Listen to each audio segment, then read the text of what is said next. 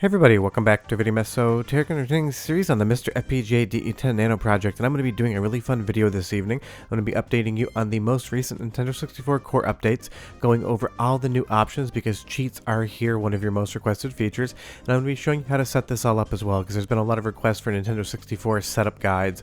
This is going to be an update, a cheat installation, and a main setup guide as well, so you can start enjoying Nintendo 64 on your MiSTer FPGA today, because I know some of you are resistant. Trust me, this is very easy. But the big news is cheats are now in the Nintendo 64 core. They are fun, they are game breaking, they're everything above. Now I don't usually use cheats when I do the captures, but I know this is a very requested feature for a lot of people, and a lot of the MiSTer FPGA cores do have cheats. And like every cheat, basically there's going to be something that's super useful and something that's going to completely break the game. But that is where the fun is. Now I am going to recommend before you start playing with cheats, maybe you want to back up your saves, because at any point in time you could mess them up. It doesn't really affect anything, it just kind of corrupts them and you have to start from scratch. But if you want to have maximum boost the entire time you're playing Mario Kart 64, you can do that today. Some of the behavior is hilarious, some of it's useful, and some of it's just straight up weird. Now to get the newest core and to manually install the Nintendo 64 core on your MiSTer FPGA, you want to pop over to the MiSTer Discord server and go under test builds. None of these things are in update all yet. If you scroll all the way to the bottom at this point in time or look around, you're going to find FPGA Zoomspass's name, and you're going to find the most recent core. It's always going to be dated. You're going to see there that is February 17th. And every time you want to update your Nintendo 64 core to a new version, make sure you have the newest date. It doesn't matter, you don't have to delete anything, it just makes it easier this way. And you'll see below that there's going to be a MiSTer N64 cheats with that date as well. This is going to have all the cheat files as well as unstable main, and you will need unstable for the cheat files. If you just want to play Nintendo 64, you can ignore that portion of the tutorial. On the root of your SD card, you're going to see a cheats folder, and you're going to see all of these different systems listed.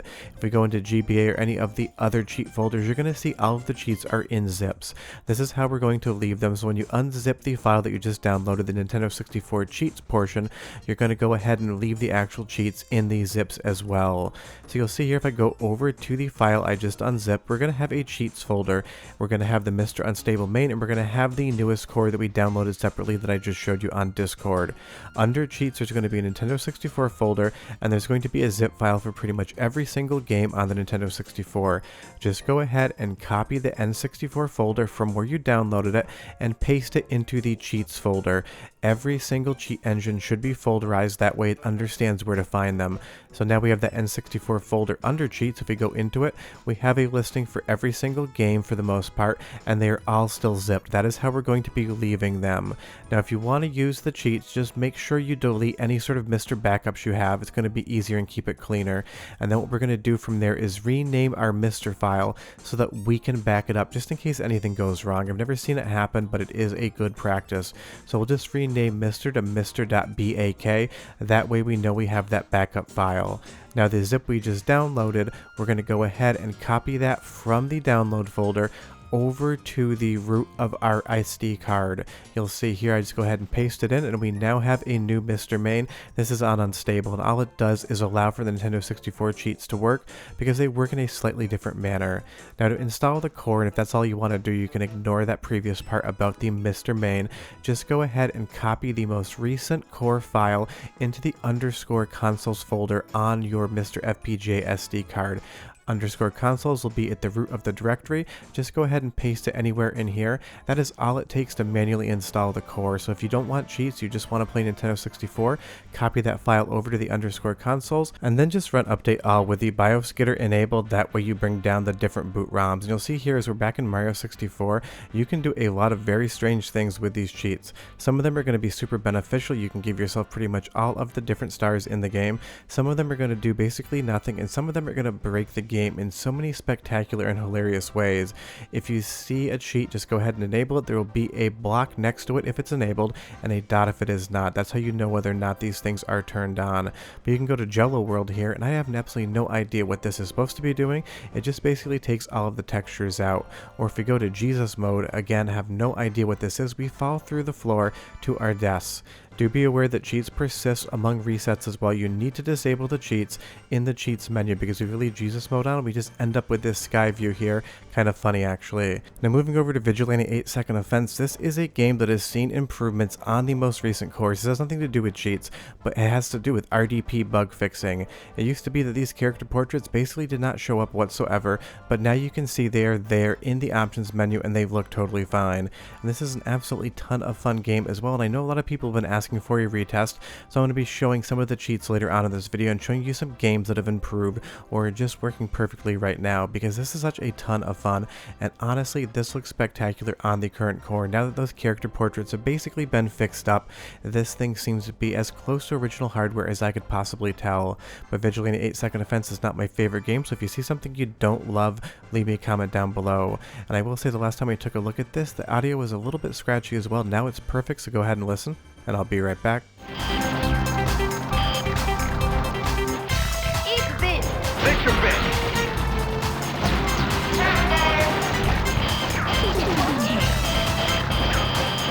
Take your bet!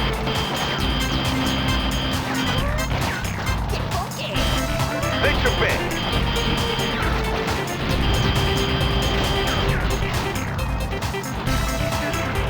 Eat this!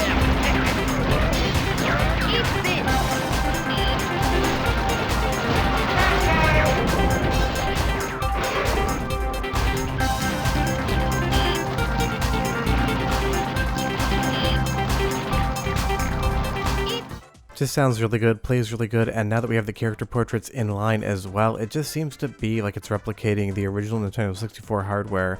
And I am planning on doing a video maybe next week where I talk about some of the games that I just consider perfect. But if there's any games you want to see on that list tested or any other retests, just leave me a comment down below. But you can see here again, these character portraits look like actual characters, not like complete messes, and that is an improvement in the core, all down to bug fixing in the RDP, or Reality Display Processor. Let's move around to some other games that have seen improvements and other games where cheats might be important, like Gauntlet here. This is an absolute ton of fun, and last time I showed it to you, it had had some graphical fixes, and it was running pretty close to full speed, but it's probably been since like November of last year that we actually took a look at Gauntlet. And now that I played it again on the core, I am absolutely blown away by just how well this is running. This feels like real Nintendo 64 hardware.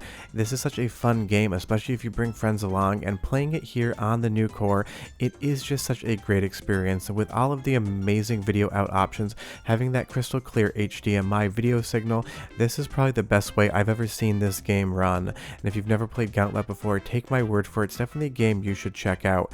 It feels pretty much unlike any other Nintendo 64 game, and it's a pretty legit arcade port from the arcade original. And honestly, having cheats in this game can definitely help you if you just want to kind of play around with what's going on. But I am just blown away again by the performance. Last time I took a look at this, right around here, you would definitely get a little bit more slowdown than you would on real hardware. Now this just seems to be adhering to what the frame rate should be on real hardware. And don't forget, we have the Turbo core as well, which I bet will be updated soon, and you might have an even faster core to play around with. But even all of the special attacks just seem to be working exactly like they should. All of the graphics are rendering as well with all of the different modes.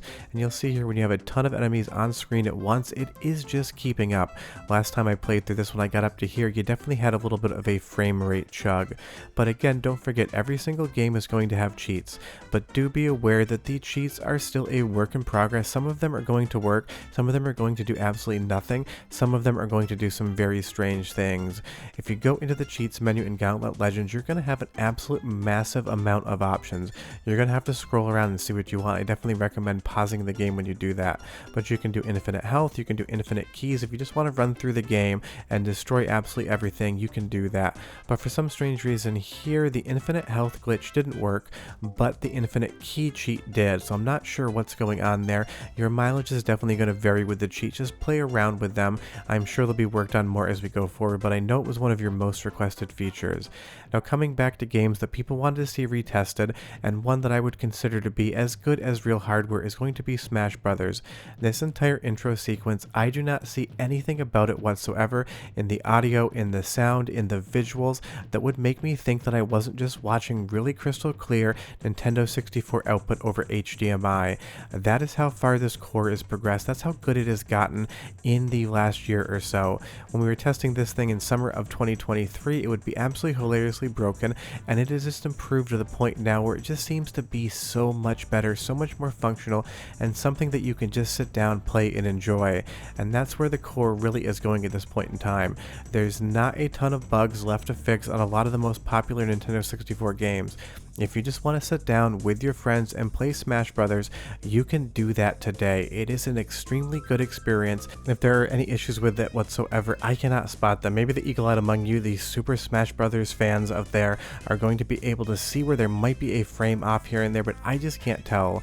And honestly, maybe some of these screen transitions might be off by a frame, but when you actually get into the game in and of itself, this is just Smash Brothers on Nintendo 64, except you're using MiSTer FPGA to play the game and not original Nintendo 64 hardware, which does come with its benefits. You don't have to worry about RGB or HDMI modding your Nintendo 64. You don't need to worry about what controller you want to use because you can use pretty much anything under the sun. You just get to sit down, have fun, and start playing.